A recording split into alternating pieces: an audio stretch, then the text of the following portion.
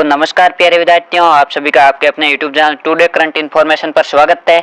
आज के इस सेशन में हम कक्षा 12 अनिवार्य हिंदी की जो अव्यक्ति माध्यम पाठ्य पुस्तक है उसे 7 नंबर के प्रश्न पूछे जाते हैं, जिसमें 2 अति लघुत्तरात्मक यानी 1-1 नंबर वाले प्रश्न पूछे जाते हैं, 1-2 नंबर का लघुत्तरात्मक प्रश्न और 1-3 नंबर का बड़ा प्रश्न पूछा जाता है। इस प्रकार आपके जो अव्यक्ति माध्यम पाठ्य पुस्तक है उसके 3 पाठों से 7 नंबर के प्रश्न पूछे जाते हैं। ये 7 नंबर लाने बहुत ही इजी। यदि आप इन महत्वपूर्ण प्रश्नों को याद कर लोगे तो आपके इससे बाहर परीक्षा में नहीं जाएगा। चलिए अपना सेशन शुरू करते हैं। इसमें अति लघुत्तरात्मक प्रश्न है वो दिया गया, जिसका उत्तर आपको एक शब्द या एक लाइन में देना है। इसमें आपके 2 अति लघुत्तरात्मक प्रश्न पूछा जाएगा। पहला प्रश्न है, बोले गए शब्दों का माध्यम कौन सा है? जो बोले गए शब्दों का माध्यम है वो रेडियो है।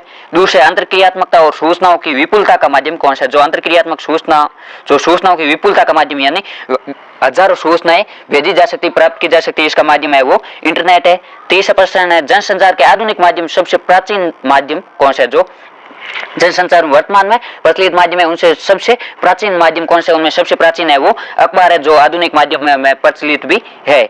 आगे चौथा प्रश्न है, संदर्भ के रूप में प्रयुक्त होने वाला जनसंचार का माध्यम कौन सा है? यानी संदर्भ के रूप में किसी भी बात की पुष्टि करने के लिए कौन सा जनसंचार माध्यम प्रयुक्त होता है? किसी भी बात की पुष्टि करने के लिए जो संदर्भ के रूप में अखबार प्रयुक्त होता है। पांचवा प्रश्न है, पत्रकारिता में स्टोरेज किसे कहा जाता है? पत्रकारिता में जो स्टोरेज होता है वो खबरों को स्टोरेज कहा जाता है। आगे छठा प्रश्न है, कहानी के विपरीत उल्टा पिरामिड शैली में क्लाइमेक्स कहाँ होता है? आपके जो समाचार लेखन शैली है उसके बारे में आपको विशेष रूप से ध्यान में रखना है। उल्टा पिरामिड शैली में क्लाइमेक्स यानी जो महत्वपूर्ण सूचना या जो रिपोर्टर बात बताना चाहता है वो खबर के प्रारंभ में होता है, जबकि जो कहानी होती है उसका उद्देश्य है उसके अंत में बताया जाता है। जो उल्टा पिरामिड शैली है वो कहानी शैली के ठीक विपरीत होती है। आगे 7वां प्रश्न है, रेडियो समाचार में 2254 को कैसे लिखा जाएगा? रेडियो समाचार में वो संख्याओं को हमेशा हिंदी में लिखा जाता है, जिसमें अंकों के माध्यम से न लिखकर हिंदी में लिखा जाता है। जैसे 2254 जिसमें 1000 के माध्यम से और सैकड़ा और दाई एक साथ लिखी जाती है। आगे 8वां प्रश्न है, रिपोर्टर से प्राप्त दृश्य रहित सूचना को टेलीविजन की भाषा में क्या कहा जाता है? जो रिपोर्टर से सूचना प्राप्त होती है जिसमें दृश्य नहीं होता है उसे ड्राई एंकर कहा जाता है। ड्राई यानी सूखा, केवल सूखी एंकरिंग करना, जिसमें दृश्य नहीं होता है उसे ड्राई एंकर कहा जाता है। आगे 9वां प्रश्न है, घटना के प्रत्यक्षदर्शी के लघु साक्षात्कार को टेलीविजन की भाषा में क्या कहा जाता है? किसी भी घटना होती है उसका जो साक्षात्कार, लघु साक्षात्कार यानी जो वहां पर देखने वाला होता है, वहां पर मौजूद व्यक्ति होता है घटना स्थल पर, उसका जो इंटरव्यू लिया जाता है उसे एंकर बाइट कहा जाता है। आगे 10वां प्रश्न है, दृश्यों के साथ प्रयुक्त जो प्राकृतिक आवाज है उसको टेलीविजन की भाषा में क्या कहा जाता है? जो दृश्यों के साथ प्राकृतिक आवाज आती है उसको नेट या नेट साउंड कहा जाता है। आगे 11वां प्रश्न है, भारत में इंटरनेट पत्रकारिता की प्रथम साइट कौन सी है? जो भारत में इंटरनेट पत्रकारिता यानी इंटरनेट पर पत्रकारिता सबसे पहले रीडीप ने शुरू की थी। आगे 12वां प्रश्न है, समाचार का इंट्रो कौन से ककार में लिखा जाता है? जो उल्टा पिरामिड शैली होती है उसमें 3 भाग होता है। पहला इंट्रो यानी मुकड़ा, बीच में बॉडी और अंत में समापन। जो इंट्रो है वो 4 ककारों में लिखा जाता है, जिसमें क्या, कौन, कब, कहाँ और कब, इन 4 ककारों में लिखा जाता है। जबकि जो बॉडी होती है उसमें क्यों और कैसे का जवाब दिया जाता है। ये जो 4 ककार है वो सूचनात्मक और तथ्यात्मक जानकारी देते हैं, और जो क्यों और कैसे वो विश्लेषणात्मक और विवरणात्मक जानकारी देते हैं। आगे 13वां प्रश्न है, सूचनात्मक और तथ्य आधारित ककार कौन से? सूचनात्मक और तथ्य आधारित ककार है क्या, कौन, कहाँ और कब है। आगे 14वां प्रश्न है, मनोरंजन और कथात्मक शैली पर आधारित लेख कौन सा है? यानी कथात्मक शैली में लेख लिखा जाता है जिसका मुख्य उद्देश्य लोगों को मनोरंजन करना होता है। जो फीचर है वो मनोरंजन और कथात्मक शैली पर लिखा गया लेख है। आगे 15 प्रश्न है, विशेष रिपोर्ट के कौन कौन से प्रकार है? जो विशेष रिपोर्ट होती है उसके प्रकार कौन कौन से? विशेष रिपोर्ट के प्रकार, पहले ये खोजी रिपोर्ट जिसमें किसी भी घटना की गहराई से छानबीन की जाती है। इन डेप्थ रिपोर्ट, विश्लेषणात्मक रिपोर्ट और विवरणात्मक रिपोर्ट। जो खोजी रिपोर्ट होती है जिसमें जो पहले से सूचना प्राप्त नहीं होती उसकी गहराई से जानकारी की जाती है, और जो इन डेप्थ रिपोर्ट होती है उसमें कोई भी सूचना पहले से प्राप्त होती है और उस सूचना की गहराई से छानबीन की जाती है।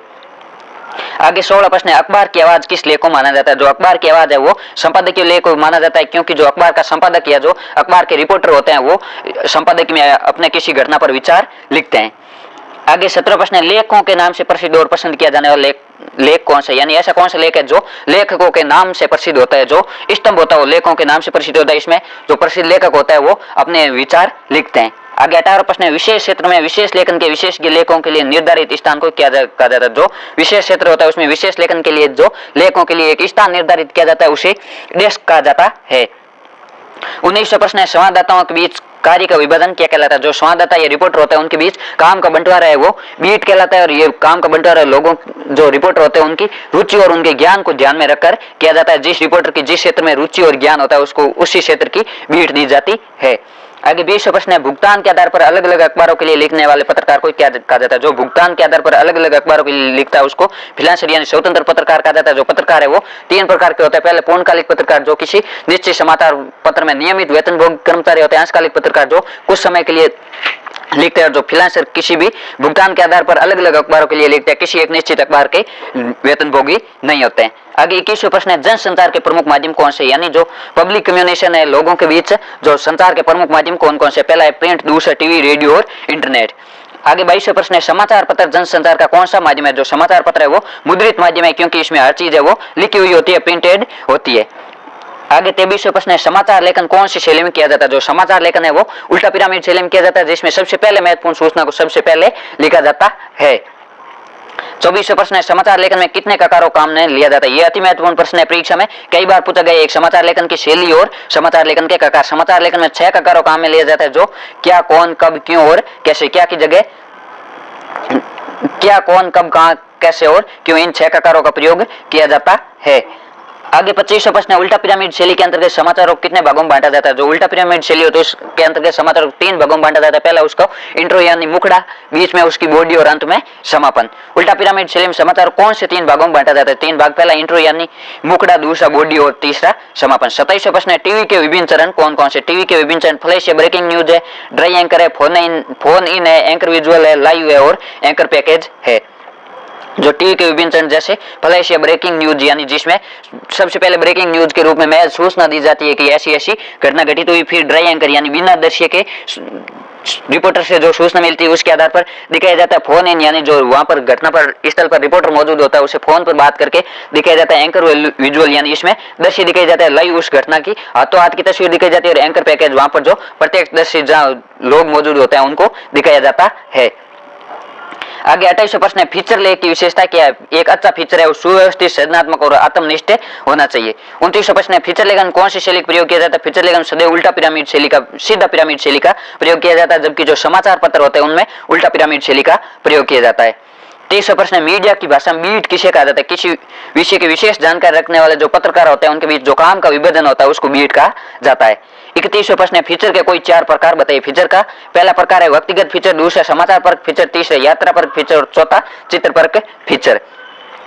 32वां प्रश्न है, फीचर लेखन में लेखक का दृष्टिकोण कैसे रहता है। जो फीचर लेखन होता है उसमें लेखक का दृष्टिकोण निजी दृष्टिकोण रहता है, यानी वो अपने विचार है वो फीचर में लिखता है।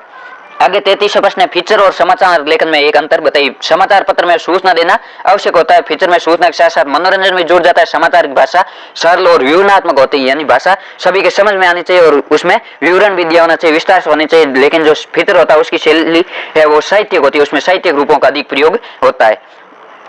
आगे 34वां प्रश्न है, फीचर से आप क्या समझते हैं। जब कोई लेखक किसी घटना को इस प्रकार सजीव और रोचक शैली में प्रस्तुत करता है कि उसका स्वरूप है पूर्णतः स्पष्ट हो जाए, उसे फीचर कहा जाता है। ये आपके अति महत्वपूर्ण 34 अति लघुरात्मक प्रश्न, जिनमें से आपके परीक्षा में 2 नंबर के प्रश्न है वो 2 है वो पक्के पूछे जाएंगे। आप इन 34 प्रश्नों को 3 से 4 बार जरूर पढ़ ले। इसकी पीडीएफ टेलीग्राम ग्रुप में मिल जाएगी, जहां से आप इस पीडीएफ को 2 से 3 बार पढ़ लेना। आगे हमें लघुतरात्मक प्रश्नों की बात करते हैं, यानी 2 नंबर के प्रश्न, 2 नंबर का एक प्रश्न है वो पूछा जाएगा।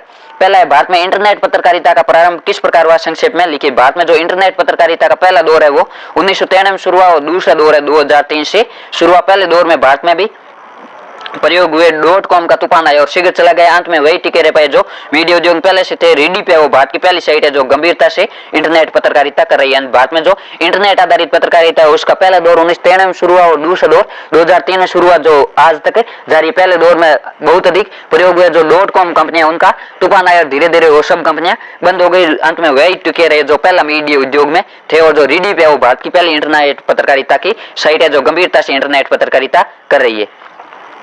आगे दूसरा प्रश्न है, टेलीविजन से जुड़ी कमियां और विशेषताएं लिखी, यानी टेलीविजन की कमियां क्या और उसकी खूबियां क्या। आपके इस लघुतरात्मक प्रश्न में अधिकतर बार है जो प्रमुख समाचार माध्यम उनकी कमियां या उनके गुण पूछे जाते हैं। टेलीविजन की विशेषता ये एक दृश्य और श्रव्य दोनों माध्यम, इसमें अनपढ़ व्यक्ति भी समाचार देख और सुन सकता है। इसमें समाचार उल्टा पिरामिड शैली में लिखा जाता है। कमियां है ये किसी की छवि को बिगाड़ सकता है, अनेक बार छोटी छोटी बातों को बार बार दिखाया जाता है, मामूली घटना को बड़ा चढ़ाकर दिखाया जाता है और सत्यता का अभाव होता है, यानी इस पर विश्वास नहीं किया जा सकता। ये किसी की जो निजी लाइफ होती है उसको छवि को बिगाड़ सकते हैं, अनेक बार छोटी छोटी बातें होती है उनको बहुत बात का बतंगड़ बनाकर दिखाया जाता है। आगे तीसरा प्रश्न है, मुद्रित माध्यम के लेखक और पत्रकारों को क्या सावधानी रखनी पड़ती है, यानी जो प्रिंटेड माध्यम होता है जैसे अखबार है उसमें जो लेखक और पत्रकार होता है उनको सावधानी क्या क्या रखनी पड़ती है। मुद्रित माध्यम के लेखक और पत्रकार अपने पाठकों को भाषा ज्ञान, शैक्षिक योग्यता और उनकी रुचियों का ध्यान रखना पड़ता है, यानी जो पढ़ने वाले जो रीडर है उनकी भाषा ज्ञान कितनी है, वो भाषा के बारे में कितनी समझ रखते हैं, उसकी एजुकेशनल एबिलिटी कितनी, यानी वो कितने पढ़े, किस प्रकार पढ़ सकते हैं और उनकी रुचि कौन सी है, इनका ध्यान रखना पड़ता है। उनको प्रकाशन के लिए प्राप्त सामग्री समय सीमा के प्रति भी सावधान रहना पड़ता है। उनको सामग्री की शब्द सीमा का भी ध्यान रखना पड़ता है। प्रकाशित सामग्री को छापने से पूरे शुद्ध करने में पूरी सावधान रखनी होती है। लेखन में तारतम्यता और स्वाभाविक प्रवाह बनाए रखना भी जरूरी होता है। आगे चौथा प्रश्न है, उल्टा पिरामिड शैली में समाचार के कितने भाग होते हैं, उनके बारे में जानकारी दीजिए। जो उल्टा पिरामिड शैली होती है उसमें समाचार के 3 भाग होते हैं, इंट्रो यानी मुखड़ा, दूसरा बॉडी और तीसरा समापन। समाचार के इंट्रो को लीड या हिंदी में मुखड़ा भी कहा जाता है। ये खबर का मूल तत्व होता है जिसमें 2 या 3 पंक्तियों में बताया जाता है। बॉडी में समाचार का विस्तृत ब्यौरा दिया जाता है, जो घटते हुए महत्व क्रम दिखाया जाता है, यानी जो सबसे महत्वपूर्ण बात होती है उसको सबसे पहले और जो कम महत्वपूर्ण होती है उसको बाद में दिखाया जाता है और अंत में खबर का समापन होता है। आगे 5वां प्रश्न है, विशेष लेखन के क्षेत्रों पर प्रकाश डालिए, यानी विशेष लेखन के प्रमुख क्षेत्र कौन कौन से। विशेष लेखन के क्षेत्र, पहला अर्थ व्यापार यानी जो पैसे और व्यापार संबंधित है, दूसरा खेल, तीसरा विज्ञान प्रौद्योगिकी, चौथा कृषि, विदेश, रक्षा, पर्यावरण, शिक्षा, स्वास्थ्य, फिल्म, मनोरंजन, अपराध, सामाजिक मुद्दे, कानून, इन पर विशेष लेखन किया जा सकता है। आपको इन क्षेत्रों को विशेष रूप से ध्यान में रखना है। ये कई बार परीक्षा में पूछा गया है कि विशेष लेखन के कोई 4 या 8 क्षेत्रों के नाम बताइए। आगे 6वां प्रश्न है, पत्रकारिता में सूचनाओं के स्रोत कौन कौन से। जो पत्रकारिता उसमें सूचनाएं किन किन स्रोतों से प्राप्त होती है। जो सूचनाओं के स्रोत है वो मंत्रालय के सूत्र, जो विभिन्न मंत्रालय होते हैं, जो आयोग होते हैं उनके सूत्र, प्रेस कॉन्फ्रेंस, विज्ञप्तियां, सर्वे और जो जांच समितियों की रिपोर्ट होती है, संस्था और उनसे संबंधित व्यक्ति है, इंटरनेट है, दूसरे संचार माध्यम, स्थायी अध्ययन प्रक्रिया, ये सभी सूचनाओं के स्रोत होते हैं। आगे 7वां प्रश्न है, बीट रिपोर्ट और विशेष रिपोर्ट में अंतर क्या है। अपनी बीट की रिपोर्टिंग के लिए पत्रकार को उस क्षेत्र के बारे में जानकारी और रुचि का होना पर्याप्त है, लेकिन एक बीट रिपोर्ट को अपनी बीट से जुड़ी सामान्य खबरें लिखी होती है, लेकिन जो विशेषीकृत रिपोर्टिंग है वो सामान्य खबरों से आगे बढ़कर उस क्षेत्र विशेष या विशेष जुड़ी घटनाओं और समस्याओं का बारीकी से विश्लेषण करना होता है। यानी बीट रिपोर्टर में उसके पास सामान्य जानकारी होनी चाहिए और उसे सामान्य खबरें लिखनी होती है, लेकिन जो विशेषीकृत रिपोर्टिंग होती है उसमें उस घटना की गहराई से जानकारी होनी चाहिए और उसमें किसी तथ्य की गहराई से छानबीन की जाती है। आगे 8वां प्रश्न है, स्तंभ लेखन क्या। स्तंभ लेखन विचारपरक लेखन का एक प्रमुख रूप है। ये लेखक के वैचारिक रुझान के लिए जाना जाता है। यानी स्तंभ लेखक में है वो लेखक अपने निजी विचार लिखता है किसी घटना, मुद्दे या समस्या पर। स्तंभ का विषय चुनने और अपने विचार व्यक्त करने की स्तंभ लेखक को पूर्ण छूट होती है। जो स्तंभ लिखने का लेखक होता है उसको उसका विषय चुनने और अपने विचार व्यक्त करने की पूरी छूट होती है। स्तंभ अपने लेखकों के नाम से जाने और पसंद किए जाता है, यानी जो लेखक जितना फेमस होगा उसका स्तंभ भी उतना प्रसिद्ध होगा। आगे 9वां प्रश्न है, पत्रकारिता में अच्छे लेखन के लिए कौन कौन से लक्षण होते हैं। जो पत्रकारिता होती है उसमें अच्छे लेखन के लिए वाक्य छोटे होने चाहिए। अच्छा लिखने के लिए पहले अच्छे पढ़ना भी जरूरी है और अच्छे लिखे लेख को दोबारा पढ़ना चाहिए। एक अच्छे लेखक को पूरी दुनिया से लेकर अपने आसपास घटने वाली घटनाओं, समाज और पर्यावरण पर गहरी निगाह रखनी चाहिए। यानी जो पत्रकारिता करने वाला है तो उनको वाक्य छोटा रखना चाहिए और पत्रकारिता करने वाले जो पत्रकार होते हैं उनको पहले है वो अच्छा पढ़ना भी जरूरी होता है। अपने लेख को दोबारा पढ़ना भी चाहिए। जो लेख लिखा गया है उसको दोबारा पढ़ना चाहिए। जो त्रुटियां रह गई उसमें सुधार करना चाहिए और लेखक को पूरी दुनिया से लेकर जो आसपास घटने वाली समाज और पर्यावरण पर जो घटनाएं घटित होती है उस पर पैनी दृष्टि से निगाह होनी चाहिए। आगे 10वां प्रश्न है, अंतरिक्ष में भारत का चरण विषय पर एक आलेख तैयार कीजिए। ये आपके 3 नंबर के प्रश्न पूछे जाएंगे जिसमें आपको कोई आलेख या कोई फीचर या कोई रिपोर्ट लिखने को बोला जा सकता है। कोई एक बिंदु दिया होगा, इसमें दिया गया अंतरिक्ष में भारत का चरण, यानी अंतरिक्ष में भारत का क्या योगदान है। भारत आज अंतरिक्ष विज्ञान क्षेत्र में तेजी से बढ़ रहा है। चंद्रयान मिशन से लेकर मंगलयान तक भारत के अंतरिक्ष में अपनी एक अलग पहचान बनाई। इसरो के वैज्ञानिक ने अपने अभूतपूर्व सफल प्रयोग द्वारा देश को गौरवान्वित किया है। अंतरिक्ष में भारत का जो सफर है आसान नहीं रहा। भारत का अंतरिक्ष कार्यक्रम एक तकनीकी उपलब्धि नहीं बल्कि देश की आकांक्षा और विकास का प्रतीक है। भारत के प्रमुख अंतरिक्ष कार्यक्रम की जो उपलब्धियां पहला है चंद्रयान मिशन, चंद्रमा की सतह तक पहुंचना, नाविक नेविगेशन सिस्टम, स्वदेशी नेविगेशन सिस्टम का विकास, उपग्रह प्रक्षेपण। कई उपग्रहों को अंतरिक्ष में भेजा गया। जो भारत का पहला उपग्रह था वो आर्यभट्ट था और मंगलयान मिशन मंगल ग्रह की कक्षा में प्रवेश करना। भारत ने ये महत्वपूर्ण अंतरिक्ष के क्षेत्र में कुछ उपलब्धियां हासिल की। आपको कोई भी क्षेत्र दिया होगा उस पर आपको आलेख है वो लिखना है। आगे 11वां प्रश्न है, जंक फूड की बढ़ती घुसपैठ विषय पर फीचर लिखिए। जो जंक फूड है यानी जो पैकेट बंद भोजन होता है उस पर आपको है वो एक फीचर लिखनी। फीचर मनोरंजनात्मक होनी चाहिए और रोचक होनी चाहिए ताकि जो पढ़ने वाला है वो उसकी तरफ प्रति आकर्षित और उसमें सूचना भी दी हुई होनी चाहिए। यानी इस फीचर का कोई न कोई संदेश भी निकलना चाहिए। मनुष्य को संसार में जीने के लिए भोजन, जल और वायु की आवश्यकता होती है। प्राचीन काल में उसका जीवन प्रकृति का अनुकूल था, किंतु आज का जो सभी मनुष्य है वो प्रकृति विरुद्ध जीवन जीता है। धन कमाने की व्यवस्था में इंसान का जीवन है वो मशीनी हो गए। पहले मनुष्य सादा जीवन पौष्टिक भोजन पर बल देता, परंतु आज उसके पास घर में खाना पकाकर खाने का वक्त नहीं है और वह बाजार मिलने वाले या होटलों में उपलब्ध जो चटपटा खाना होता है उसका शौकीन हो गए, उसे डिब्बाबंद भोजन करने का चस्का लगे, इसे मनुष्य के स्वास्थ्य दिनों दिन गिरता है और विज्ञापनों की ताकत पर घरों में डिब्बाबंद खाने का प्रवेश होता जा रहा है। आपको कोई भी विषय देगा उस पर आपको रोचक फीचर लिखनी है, यानी जो पढ़ने वाला है वो उससे प्रभावित और आगे पढ़ने के लिए उसका मन करे, आपको ऐसी फीचर है वो लिखनी है। आगे 12वां प्रश्न है फोन इनका क्या है। टीवी में सूचनाओं के दूर से चल रही एंकर के पश्चात है वो समाचार का विस्तार होता है। एंकर घटना स्थल पर जो उपस्थित संवाददाता या रिपोर्टर होता है उसे फोन पर बात करके सूचनाएं दर्शक तक पहुंचता रहता है। इसमें जो रिपोर्टर है वो घटना स्थल जहां घटना घटित है वहां पर मौजूद होता है और घटना स्थल से जो भी जानकारी मिलती है रिपोर्टर उन्हें ज्यादा से ज्यादा लोगों तक पहुंचाता है।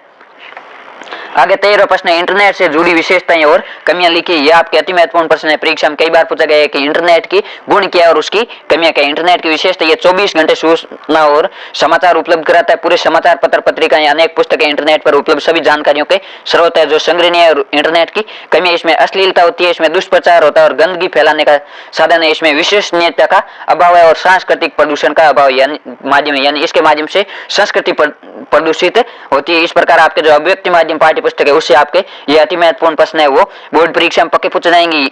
10 में से वो 3 प्रश्न पक्के पूछे जाएंगे और आपको 3 नंबर का प्रश्न है वो किसी विषय पर आलेख या फीचर लिखना होता है। आपको उस पर 5 से 6 लाइन में उस विषय के बारे में लिखना है। ये आपके 7 नंबर का सेशन है ऊपर और पहले सेशन में हमने 8 नंबर की व्याकरण पूरी की थी और आगे हम जो आपके दोनों पाठ्य पुस्तक है, पहली पाठ्य पुस्तक जिसका गद्य भाग और पद्य भाग इन दोनों और जो दूसरी पाठ्य पुस्तक है विधान इसका भी अगले सेशनों में हल करेंगे। यदि आप चैनल पर नए चैनल को सब्सक्राइब करें, अपने दोस्तों के साथ भी शेयर करें ताकि उनको भी इन सेशन का फायदा मिल सके। तो इसमें से आपके बोर्ड परीक्षा में पक्के प्रश्न है वो पूछे जाएंगे। इसकी पीडीएफ टेलीग्राम ग्रुप में मिल जाएगी और टेलीग्राम ग्रुप का लिंक है इस वीडियो के डिस्क्रिप्शन में दिया गया, आप वहां से टेलीग्राम ग्रुप ज्वाइन कर पीडीएफ प्राप्त कर सकते हैं। धन्यवाद, मस्त रहिए, पढ़ाई करते रहिए।